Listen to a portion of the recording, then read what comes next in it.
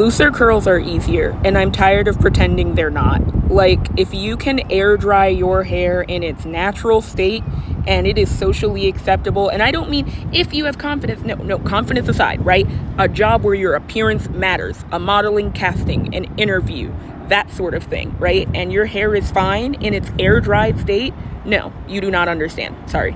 And yet, on some level, it's all relative, right? Because if you have 3C hair, there's a girl with 2C hair who has it easier than you. But both you and that 2C girl can air dry your hair and go be a bottle girl. You can go to a modeling casting. You can go to an interview. And it doesn't have to be super long to where it's stretched, to where it looks like a different texture. No, you could have hair down to here, right? Air dried, curly. If it's anything but type 4, you're good to go. And that's what I'm talking about. Hello, welcome back to the channel. So that video really resonated with me.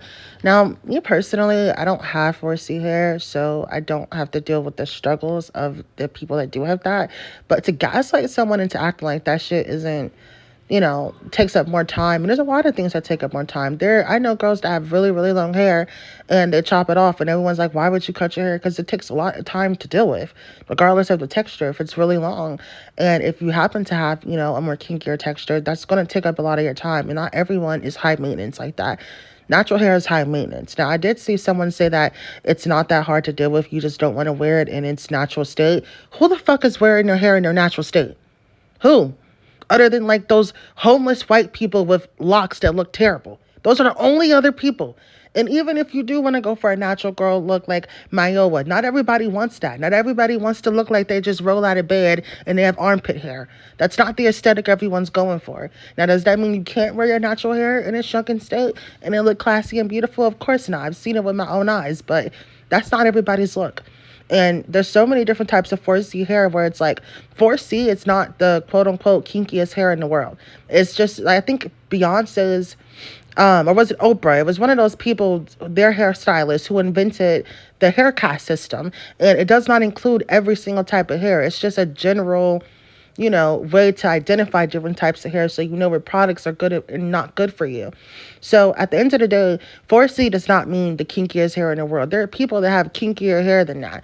And no, you're not going to convince me that it's not high maintenance. You're not going to convince me that, like, even my hair, I don't have 4C hair. And after I do my hair, my hands is tired. Now, I don't let people do my hair because I'm spiritual and I'm a cosmetologist. So it doesn't really make sense for me to pay someone else to do my hair. But whenever I'm doing it, I be understanding why people pay other people, because it's time consuming and your arms hurt. And like a lot of the times when you're doing your natural hair and stuff, it's not really going to turn out the way you want it to look every single day. It's not one of those things where if I do a certain twist out, it's going to look the same every day. And I know some people that like to have a signature look. You know what I mean? And with natural hair, sometimes you're not always going to get that. And at the end of the day, I did wear my natural hair when I first went like natural and I stopped doing perms. And I had a TWA and I rocked my little afro. I did like a little sponge thing where it would like pop my curls and stuff. But at the end of the day, like, no, like to act like it's not high maintenance and that you don't love yourself if you don't roll out of bed and wear your hair like that, that is so disingenuous. And like, I'm tired of the hotep shit. Like, it's really annoying. And I just think that, when it comes to the natural hair movement, everyone likes to say that certain girls hijacked it. Like, no, people just wanted their hair to look a certain way. And that's not because they hate their hair texture. Excuse me.